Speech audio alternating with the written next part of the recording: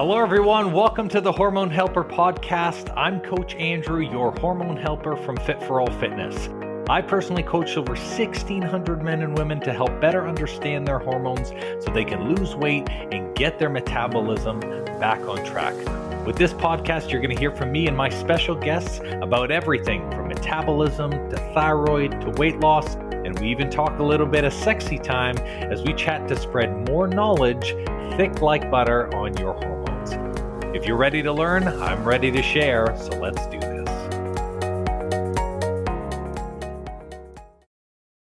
Welcome back, everybody. Welcome to the Hormone Helper podcast. I'm super pumped for today's guest. He's someone that brings a lot of deep clinical insight with a powerful respect for the body's ability to heal itself. We've got Jacob Simonini on, and he's an osteopath and the founder of Toronto School of Osteopathy. He's got a fascinating background, and he started as advanced care as a paramedic and clinical educator before shifting into osteopathy. So I figured I'd reach out and have him come on the podcast to really share the potentials of how the body can heal itself, how you can make a lot of adjustments internally, not just take pills, take supplements, do this stuff. And we're going to be going through a lot of things on today's episodes. We're going to be diving into the structural causes of hormone imbalances. We'll talk about the role that trauma plays in tissues. And I really want him to break down some very, very interesting thing that's called somatic dysfunction. So what's going on, Jacob? How are you doing, brother?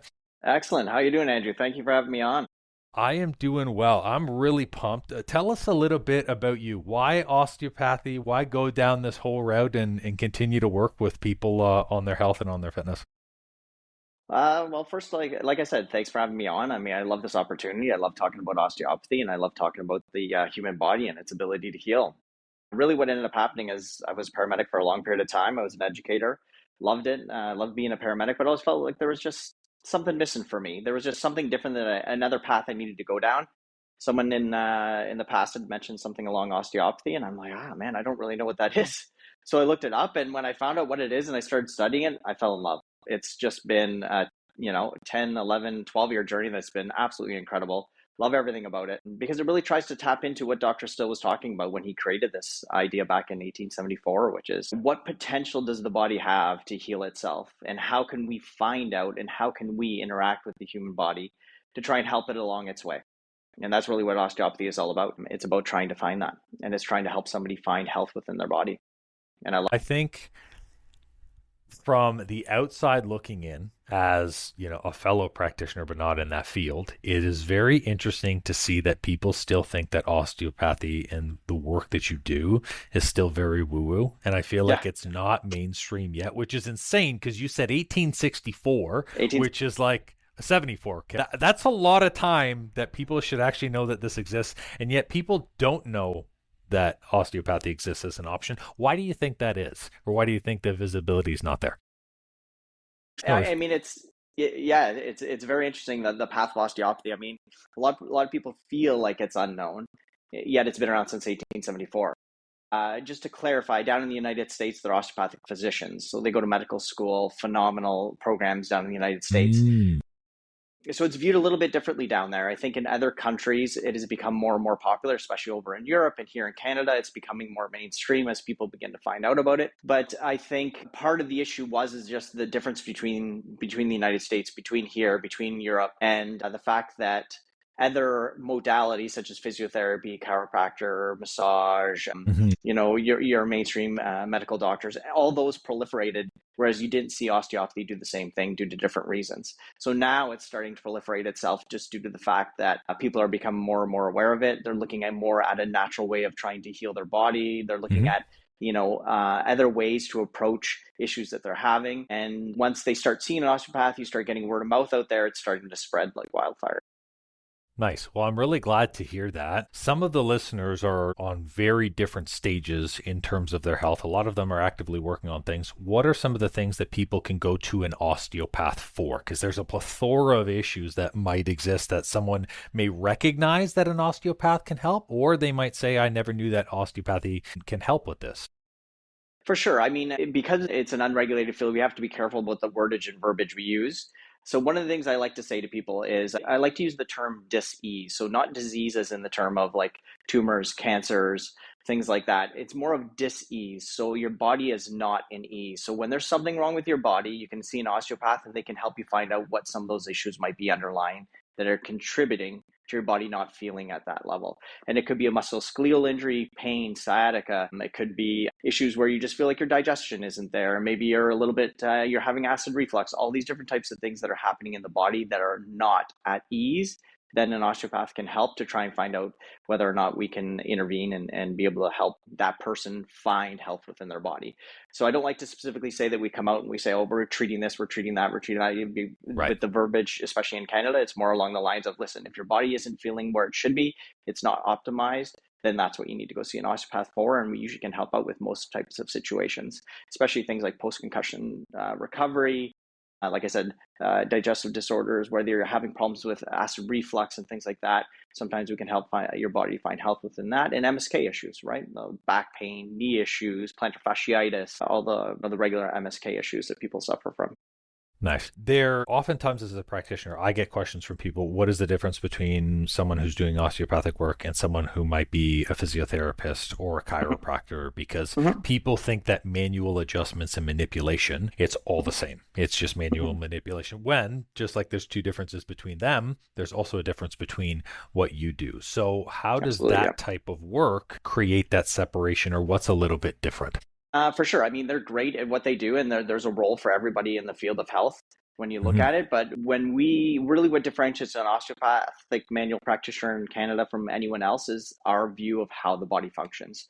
We're looking at it as a complete functional unit. I'll give you an example. I had someone come in where they had an injury to their shoulder that happened last November. They came in a couple of weeks ago and they were describing the type of situation they had with them. But looking at how the body was functioning after that incident, they had an issue that was sitting more in the thoracic cage, in the mid-thoracic cage. It just wasn't functioning with the way the shoulder was working. You crack that and then the shoulder started to work and function better. So it's looking at piecing the body together as a functional unit and finding health anywhere within the body, because you can have a dysfunction in your foot that could be affecting something that's happening in your neck. You can have a problem in your pelvis that could be affecting the top of your neck, maybe something going on in your head. So it's piecing the body together, and the way we look at the body that really makes us different. And we also look at the body as, especially myself as a practitioner, is that you have to work with the body to make, to help it find its way to health. You can't just sit there and impose force on it all the time. There has to be a way of interacting with the body in a gentler way that allows the body to find its way there than just imposing force from the outside. That is one of the foundations of some of the original founders and greats of the past. This principle of working with the body and having it as a full functional unit, I feel like a lot of people now are really focused on, even in an exercise capacity, strengthening it as individual pieces. Everyone is accustomed to, having part body splits and they just have that traditional GVT style training where it's single muscle groups. They're going in, it's chest day, and then they build this body that's really great in individual pieces. But like you said, it can really connect as a whole. So that's right. Through that process, I'm sure you're helping people open their eyes and perspective and understanding that the body is one entire unit and it should be functionally able to do everything as a whole. It has to. I mean, the idea that somehow we were created with one part that doesn't matter makes absolutely no sense in my opinion, right? And again, it's just my opinion, and some people might not believe in it and some people do, and that's fine. It's completely fine no matter what camp you're in. It's just from the perspective that I work from, and the one that I truly believe that doctors still embodied in osteopathy, and the principle that it lives behind is that there is no part of the body that doesn't have a use, that isn't important to any other part of the body. So to sit there and say that my arm has no effect on my leg, or my pelvis has nothing to do with my shoulder or my head or anything else that could be happening within my body systems as a physiological function, it just doesn't make sense. It has to work together. And to separate one piece out from another, I think you lose the essence of who we are and what we're trying to do as humans. There's this interesting topic that I wanted to introduce to the podcast, because I've had a lot of questions from people and a lot of messages coming in about somatic dysfunction. So it's interesting when you brought that up as a topic. For people who aren't familiar with the term, what is somatic dysfunction and how does it relate to hormonal issues and the way that the body operates? Okay, so somatic dysfunction is the term that came out after. The original term is an osteopathic lesion. They went away from using that term because it got very confusing within the medical world, especially the term Okay. lesion. Yeah. So they went to a term called somatic dysfunction, which is an all-encompassing, if you look at basically any of the tissues in the body that is not in function or dysfunction will lead to a physiological dysfunction on the other side. So anatomy and physiology are interrelated. So if you look at it from the perspective, if you have a discord, so an abnormal function or an abnormality within the anatomy structurally, the function will be off as well. So that's really what a somatic dysfunction leads to, right? If you have a problem within, let's say, like a facet joint on your spine, that could be a very basic idea, and then it affects the nervous system. The nervous system, then anything that is controlled by that system then becomes affected by that one thing. So Okay. that's kind of like an explanation of it. So for instance, you have an area, let's say a common area, like let's say your thoracic spine, your fourth vertebrae, there's a dysfunction within the facet joint. It alters the physiology around that joint. So you end up getting like a little bit of edema, ischemia. You get some swelling in the area. It affects the nerve response in the area. It affects the autonomic nervous system underneath it. And then anything that autonomic nervous system supplies now has an altered function. So we're not talking about an altered function the same way I used to try and explain to people. It's not like all of a sudden it's shut off and it's not functioning at all whatsoever anymore. It's not like you have gangrene in your foot. What happens is it changes. Homeostasis is about a fine balance in the body system. So you change that fine balance, there has to be a response somewhere to it.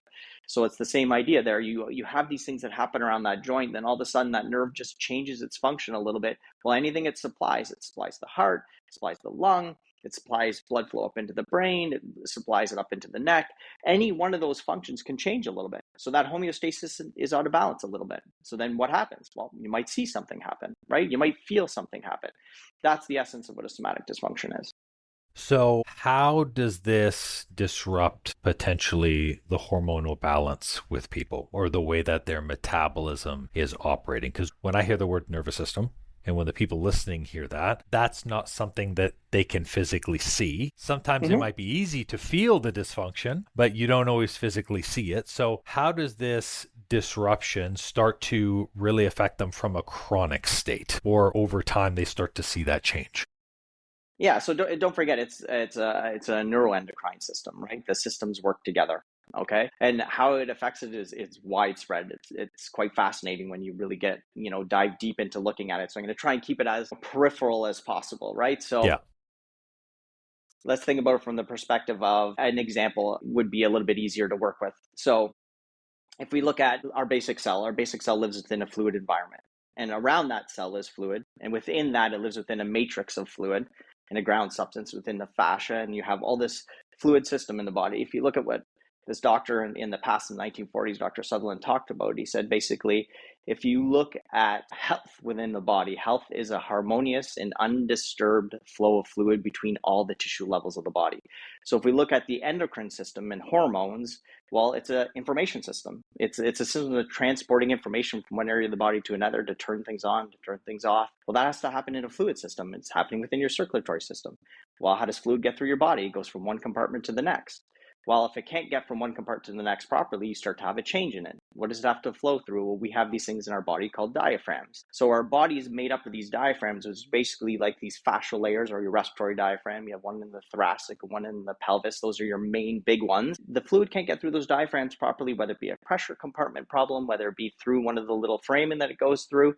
It alters the ability for those hormones from get to one organ to another target organ to give the information that it needs. So you start to see a physiological function show up underneath it. So that's kind of the essence of how it can affect it, right? So I'll give you another example would be, let's say you have someone post-pregnancy, all right? So they go through a long labor post-pregnancy. They may now be a little bit unbalanced in their pelvis. So the same doctor back in the day used to have this saying, he used to say, fascial drags and sacral sags create chronic rags. So what he meant by that term was that basically chronicity over a period of time of this dysfunction in the pelvis. So what happens in the pelvis, I'll give you a small little example. In the front of the sacrum, you end up having these ligaments, and these ligaments and fascial lines go all the way from that sacrum right up into the base of the head. So now you have this dysfunction in the pelvis where it's just not sitting the way it should. So it starts to pull on those components, and it changes what is happening in the base and what is happening at the top. So now all of a sudden, post-pregnancy, you're having some issues, whether it be headaches afterwards, maybe you're having some, concentration function issues, maybe you're feeling a little bit off, hazy through the day, things like that, because maybe that system is disrupted through that fascial drag that's going all the way from the base to the top that was created post-pregnancy. So that could be like an anatomical example of what might be happening and how it can be affecting your hormone system and your endocrine system.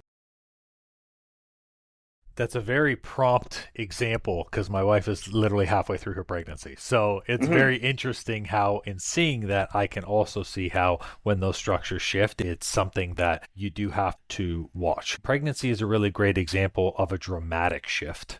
But I think that there are other shifts that happen very minor in a way where maybe someone may not trigger to think of those issues as something that can cause a dysfunction. Yeah, like let's look at something very common. Let's say a fall on your buttocks, which would be the same sort. You have an impact, a force factor put into the body, which changes the way the pelvis works, right? So you end up having a change in the pelvic floor diaphragm because remember those muscles just span bones. So if the bones and everything aren't sitting properly, well, neither is that diaphragm sitting underneath that everything passes through, but it's also holding everything up. Well, what is part of our endocrine system, right? The genital urinary system, right? Part of that system is under there, right? You got your ovaries, male testicles, you got gonads. So all those systems are now beginning to be affected from a fall on your bum. No different than, let's say, someone who's in a car accident. If you've ever seen a car accident at slow speed, even 5 miles per hour, what you'll see is that person gets lifted up out of their seat, they get slammed back down into their seat, and they get a whiplash style injury, right? So now you have a whiplash style injury. Let's take it up into the neck and the upper thorax. You have all these, we'll keep it very simple on like a fascial plane idea. These fascias start to get trauma introduced to them. They change the plane that they're on. They change the line of their fibers. Now, all of a sudden, they're not pulling the way they should. So now you have all this restriction going on up here. Well, what's sitting above that? We got, your brain. What's in there? The hypothalamus and the pituitary, key components to the endocrine system, right? So those things can be affected. And again, I want to be very clear. I'm not saying disease. I'm saying dis-ease. It changes the function of the body's homeostasis. So you start to see physiological issues show up underneath.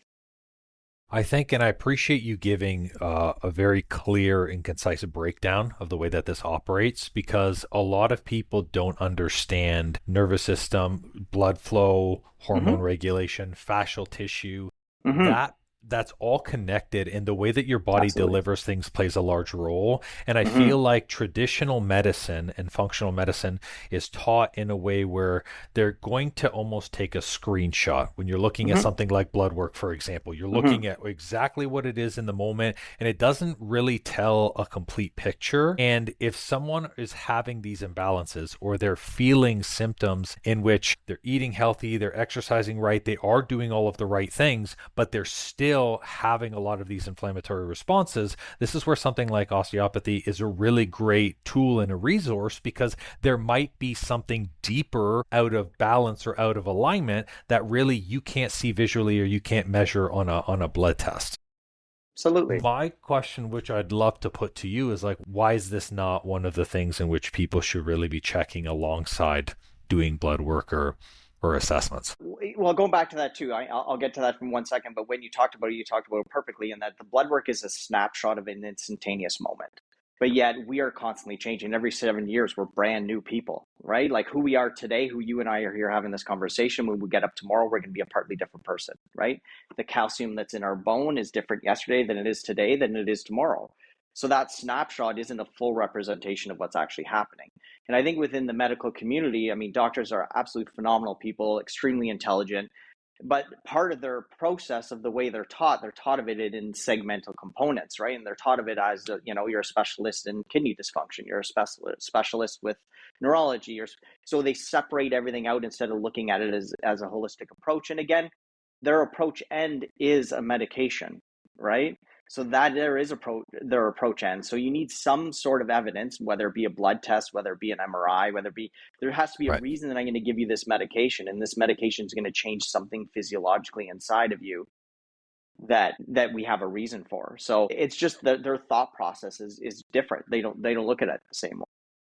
No, it makes a lot of sense that they don't. And I think, to the credit of any practitioner, I think you focus on the modality in which you've been taught. So if the 100%. instruction has been to prescribe Mm-hmm. naturally you will prescribe it. And that's just the only That's way right. that you've been taught. Mm-hmm. So it's interesting because now people are looking for more homeopathic and natural solutions because they don't want to take the medication. They know it's not something that's sustainable. Outside of physical trauma, there's also the mental, the emotional trauma, the chronic stress that people are feeling all of the time. This trauma, can it be stored in tissues? Can you see this inside of people's tissues that you're working on with patients right now? Because that's a very big epidemic, the mental stress, the operational stress. So outside of these large, trauma-based events, car accidents, pregnancies in which there's large physical changes, do these smaller areas of trauma change their system as well? Absolutely. Yeah.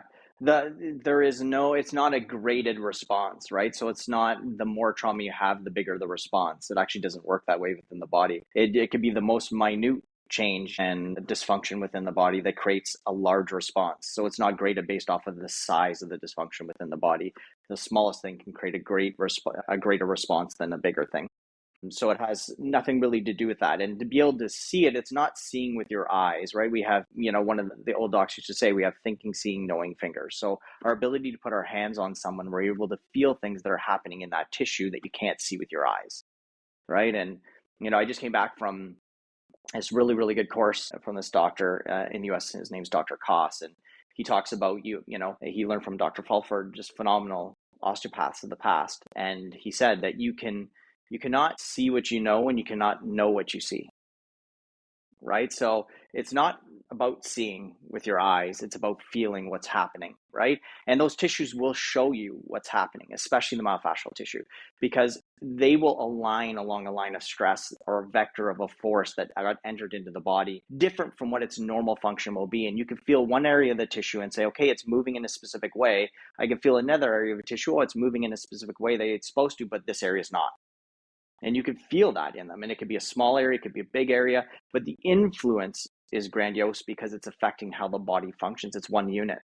Mm-hmm. And we always got to go back to that idea. It's one specific unit. So one small little area can affect the entire thing because it is one functional unit that you can't separate one piece out from another. So what influence that person has also depends on how many things are going on. They can have things that they've collected since they were children, right? You have a small when you're young, you never deal with it. Nobody thinks about it. You're young, you're adaptable, your body adapts. Because that's really what we do, right? We're adapted living tissue. If you go back to the laws of nature, it's living tissue, just like a tree is living, and it'll adapt to its environmental responses and stressors. We do the same thing. So as we adapt to these different stressors that we put into our body will find if it can keep adapting, but it gets to a point where it can't adapt because we usually get too many of these things built up. And then you got to try and trace back which ones are the ones that are playing the biggest role. And those are the ones we got to change. And I think this is where the greatest challenge that exists in the health industry right now is people Mm-hmm. have a significant amount of built up chronic stress, and it's Oh yeah. not just one thing. It's not like No, my hip is no, dislocated, that's no, easy. It's no. 50 years Yeah, and then yeah. someone's like That's right. adjust me in Yeah, 3 adjustments and you're yeah, like this isn't going to work. Like good. yeah, absolutely. And the biggest one you just said there is stress, right? I mean, just think about what we go through on a day-to-day basis as human beings and the amount of stress we carry, whether it's paying bills, whether it's paying a mortgage, whether it's a job, career, losing a job, wife, husband, divorce. Like there's so many different things that happen in our lives that create these underlying stressors. And stress is one of the number one things in our body that creates dis-ease. We know that. I mean, there's no way of getting away from it. I mean, inflammation, chronic fatigue, all from one single thing, which is stress, right? So that underlying component to it is a big piece of that. So, for everyone listening, I'm sure you have developed a system around you or you live a certain style of lifestyle that minimizes your stress. What do you have in your personal life, in your routine right now that helps minimize your stress? Or what do you do to minimize your stress these days? Well, I think first off, I surround myself with people who are a great support system for me. And whether it be family, whether it be really close friends, I mean, I spend pretty much almost every single lunch with the same guy. As a dear friend of mine who's an osteopathic manual practitioner as well. And so, we throw ideas off each other. I have mentors in the US that are extremely dear to me, and Dr. Crow Dr. Goodman, Dr. Slicko, Dr. Koss, these people that that are just phenomenal individuals that I can ask questions to. But then on a personal level, to do with my personal self, I get up every morning. Again, it's everybody's their own, right? So it's just, I have a routine. So I get up at 4:30 in the morning and I begin my day with the Tibetan 5 rites, because I feel like moving the energy through my body in a specific way helps me. It wakes me up, gets me moving, gets my energy moving. I do a meditation every single morning for 20 to 30 minutes. To me, meditation is an extremely good way to look inside of yourself, to see what's there. And meditation also, for me, helps me in my office, because when I can approach someone, and I can approach someone in a calm manner, I can approach someone with a sense of touch that I care and empathy, that comes from being able to meditate and look at yourself as well.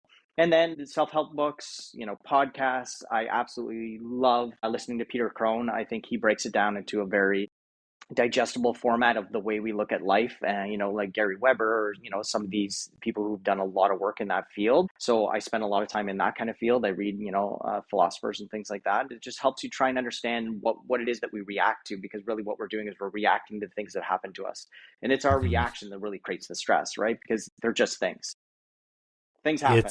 They can be really, really crappy, and I'm not saying that they're not, and they can be really terrible. Some of the things that happen are absolutely horrific, but they are things that are happening. And sometimes our reaction to those things is really what's creating the stress, especially when you're looking at small things, like whether it be, paying a mortgage and all those kind of things, right? Different bills that we have to pay, or, you got to take a kid to a sporting event and there's another kid at the same time with a sporting event, right? And then you get stressed about those kind of things. I want to touch on two of the pieces you shared, because they're very, very important: the reactiveness, but then also getting your energy right. I think the fact that you do the work right at the beginning to get your energy right at the it first is very important, not only because you're giving people energy, but also because we are receiving people's energy all the time, and it's always affecting us. And I think that also leads to the reactivity. A lot of people go through life being unconsciously reactive. They're not even aware that they're reactive. They're going through the moment, dealing through whatever challenge that there are, and they're just kind of floating by. And then you get to that point where you become conscious of it, but you're still reactive. You're still dealing with things in the moment, and that's the first step. But is generating the awareness, understanding what the reaction is, and then changing that energy with, from when I react, how fast can I go back to homeostasis? How fast can I divert that? And some people might stay stressed for 3 days from a problem when they could have dealt with it in 15 minutes and move on. And I love the fact that you get the energy right first thing in the morning, because it's really important. I agree with that. And I also, it kind of relates back to what you were talking about before. I mean, if we look at it, quantum physics is what we are, right? We are energy. I mean, you cannot deny the fact that we're energy, and it's constantly streams of energy that are moving and intertwining with each other, right? So you need to figure out how you deal with those energy streams in your body. And one of the ways, like I said, is Tibetan rites. And then I started to take up kind of what you were talking about before, which is sometimes when we're doing our workouts, we were looking at it more of a piecemeal. So I started to add a yoga practice in my week to try and integrate things in as a whole body approach, because I do believe in a whole body approach to everything that I do. So, getting your energy right to be able to handle, and I know, I have 4 kids. I've been through lots of different things. Cool. And, nice. Responding to those 4 kids will be different day to day, depending on how I'm reacting to my stressors that are happening in my life, right? In those days that I'm on and I'm good, my responses are pretty good. And I'm like, okay, that's not going to be, it's a simple thing, right? Because remember, feelings and emotions, they're fleeting. They're like clouds in the sky. They come and go. It's always blue underneath. The sun it's there, right? So, and then the days there where I'm off and I haven't maybe, followed my practice as good as it is, because, none of us are perfect. My responses aren't as great, and I know it. And like you said, it's like, how quickly can you come back to, oh man, that wasn't so good. Yeah. The emotional piece, people often don't understand that emotion is energy in motion. And it's not meant to be something you love that. Take agitation, take the frustration, you sit with it. No, move it. That's the whole purpose of it. Yeah. And I'm always intrigued on a personal level to hear how people navigate conversations with children and balance their own energy and stuff as well. Being my wife being pregnant, it's going to be my first child. So being a future dad is cool. Best thing in the world. Everyone keeps telling me that. I don't know if I'm necessarily ready, but I won't ever be ready.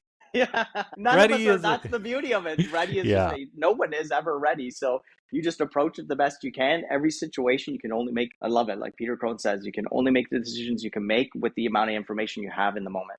You Yes. just do the best you can, and it's not always going to be perfect. 100%.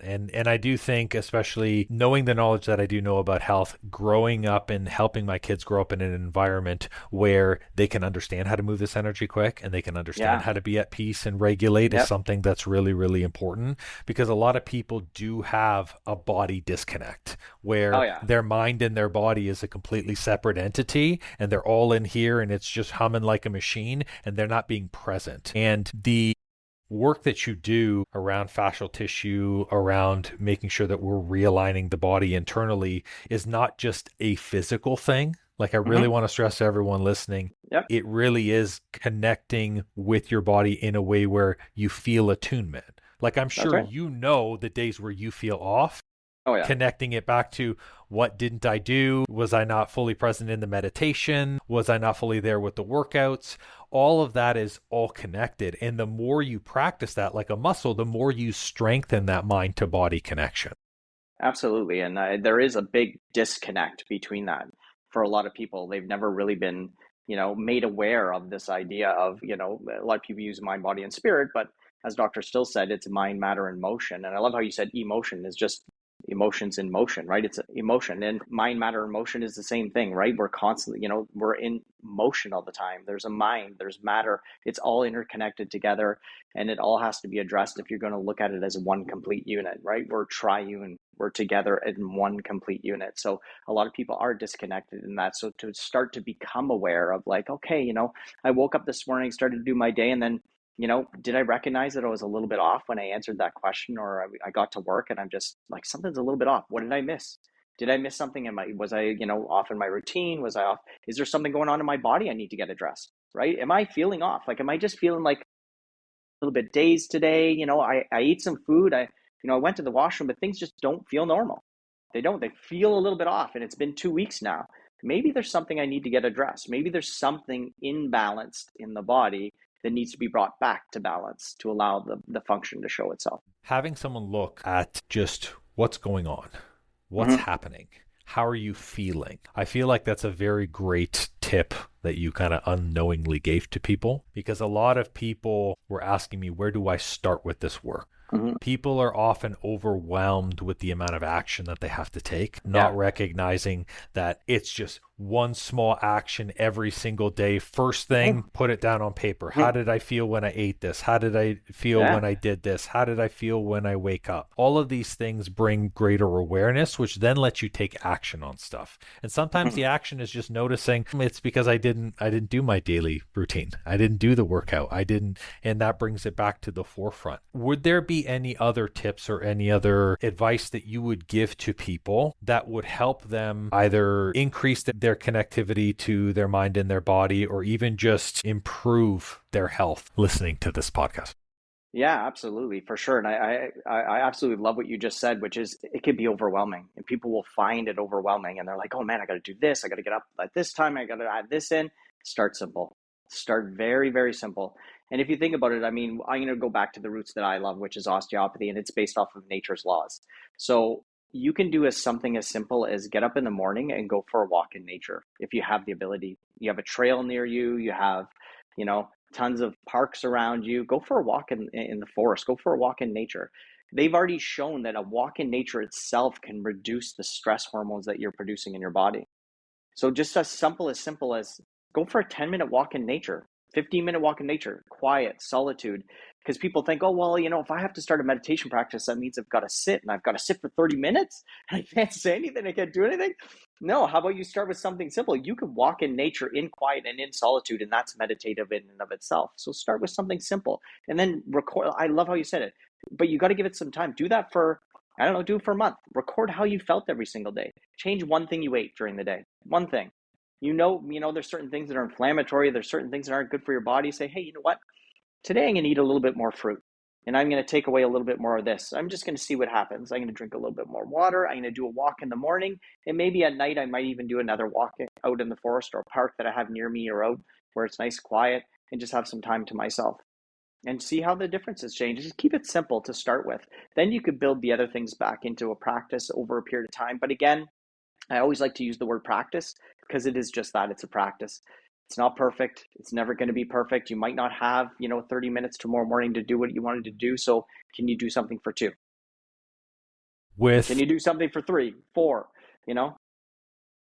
With the aspect of practice, people often think that doing something over and over again is really hard work, that they have to have some level of motivation. And they even have a negative connotation with the word discipline because they think that it has to be very difficult to practice every day. But I like thinking of discipline like being a disciple in something and saying, if I really wanted to embody this, how could I find ways where I could just do this more? And it doesn't have to be hard and it doesn't have to be effortless. And it can be a minute meditation, a 15-minute walk where multiple things happen at once. So I love the simplicity and I love the practice piece of it because people are in a state now where if they do not take the time to really break down all of the chronic stressors, the level of depression, the level of anxiety, the level of heart attacks that are going to come out of this. Yeah. Your body will physically shut you down. And this is why I want to keep bringing on professionals like you, because there are real life implications to ignoring the work. Oh, 100%. Yeah, absolutely. And like you said, there is a negative connotation towards discipline, and everybody's different, right? Everybody's level of the ability to do something repetitively is different, and that's okay. So find out where you're at, and you're right. I mean, what I like to always say to people is if you could just do it for a month, 3 weeks, 2 weeks, you will feel different. And what you will become addicted to is feeling better. Because I guarantee you, there is nobody who wants to feel terrible. There's nobody who wants to feel terrible. Our bodies naturally want to be healthy on a physiological level. The body does not seek to be diseased, it seeks to be healthy. And so, us as naturally as human beings, when you start to feel healthy, you feel different. And you're like, wow, I feel different. And if it's difficult, you're like, but I'm bored. If you got a dog and you took the dog for a walk, or maybe you're like, okay, I'm going to walk with a friend. But I'm just going to ask them, you know what? I just want to do it in solitude. Can we walk 15 minutes together and we'll have a chat afterwards? I'd love to do something like that. Sure, you bring a friend along, right? If you don't want to go on your own. There's different ways of trying to approach it. It doesn't have to be so rigid in how you approach it. You could try it and make it work for you in the way that works for you, as long as your physiology will begin to change. Because if you change how you feel, honestly, it'll be night and day. You always hear those stories where someone's like, they really struggled with whether it be weight or some other aspect of their life, and they made a change and they're like completely different human beings. It's possible for everyone. I think you have a very unique lens, which a lot of people could do to put on, which is you used to work as a paramedic and you saw a lot of people who didn't do the work and you saw the consequences of what the potential of an unhealthy lifestyle, an incredibly unhealthy lifestyle can Absolutely. be. Yeah. And it does catch up with you. And the fact that your body can be, even if the feeling of feeling 20% better was you wake up every day, you feel refreshed and revitalized and you can tackle the world, it's like, why wouldn't you want that? And that's a big piece of this, is just understanding that your human potential is something that's so vast, you can't even understand it. And the moment you start having that mind-body connection, it feels great. It really does. Yeah, it's the healthy addiction that I would totally 100% say, be addicted to feeling good. Be addicted to health. Yeah, absolutely. Yeah. But you touched on something very specific in there that I think is important to point out, is that I think one of the issues we run into is we end up comparing ourselves to the next person, right? So you start your process and you do a 2-minute meditation. You're like, you feel great about yourself. And then you see someone over there who's done a 24-hour meditation or a silent retreat, and then you start comparing, well, I can't do that. Like, how am I going to be able to, and then it snowballs on you, right? Because you constantly compare yourself to what somebody else is doing. Each individual, like you said, it's an individual journey. That's the other beauty of osteopathy. You cannot treat it as a cookie cutter approach. Every single person who comes into your office and lies on that table is different. No matter what their complaint is. It could be the same complaint as the person you had before, but the process behind it is completely different. That's the beauty of it. We are all different. So, enjoy who you are. And don't be afraid of that, and try not to compare, because I think that that's one of the things we do is we compare. Oh, well, this person's an amazing meditator, or that person over there, look at them, they eat, 15 blueberries today and I didn't. So, I don't feel the same way. So we got to watch about that comparison aspect. I agree wholeheartedly. And it's almost a societal thing at this point because, I mean, good marketing means that you're comparing yourself to something that you don't That's have or right. something that you Yeah. want. So Yeah. there's Yeah. that conditioning as well. No, I appreciate you being open and sharing all of this because as someone who was a nutritionist by trade and understands food and understands hormones, there's a lot that I don't know at a very deep level for the body. And I have a leg up because I have some knowledge, and most people don't even know where to begin with this. So I know that this is just going to open the conversation to more questions. There is a person behind the practitioner, and sometimes people have this negative connotation where every practitioner is just the sole focus is always treatment, treatment, treatment. So I want them to leave this episode knowing a little more about you. So if I were to meet your closest friends, your family, I were to actually talk to like your kids, and I asked them to describe who you are behind your work, what would they say? How would they describe you? Great question. I would probably say they would describe me as someone who is all in, extremely dedicated, and passionate about the things that I love, whether it be if I'm in the pillar of my life that I'm with my family, it will be those 4 kids are everything to me. If I'm here at work, this is everything to me. And if I'm with my family, extended family, that is everything to me. So I'm very dedicated and passionate about each individual one of those things, and they mean the world to me. So I put everything into it. Everything is on the table when I'm here. And that's what they would probably say about me, but also probably someone who's willing to be a little bit different and not be afraid. I'm not afraid to be a little bit different. I know there's a lot of people out there that may not agree with some of the things I say or some of the things I do or the way I approach it. But, when it comes specifically to osteopathy, I'll say is that it is, I can't describe how much I love it. And I love what its potential is, because I love what the potential is of each individual human being. And that's truly why I do it. I don't do it for any other. I love it. And I think they would also say I'm very empathetic towards people's conditions and things that they've had happen to them in their lives. I've had many things happen to me in my life. And sometimes those things set you up for being able to be compassionate and empathetic towards people in the situations that they're in. I can feel your level of care. And it's interesting because I was having this conversation with another practitioner we had on a few weeks ago that most people get in the field of health because either they have a personal experience or they see the potential of what can change and life looks so great that they just become all in with it. And they just want to spread and share knowledge. And the majority of us don't care how that's spread. We just want you to feel a little bit better. And if I can make you feel better in a conversation, if I can make you feel better through treatment, then that just makes the world just a bigger and better and a brighter place. And I can feel that love and that care from you. And I can tell that you're a great dad. I'll probably ask for future father tips as I go through the process because I have no idea what the hell is going to happen. Yeah, that's all right. It'll work out. Don't worry. Yeah. Yeah. I appreciate that. But it's been fantastic having you on. I appreciate you just being open with it and explaining to all of the viewers.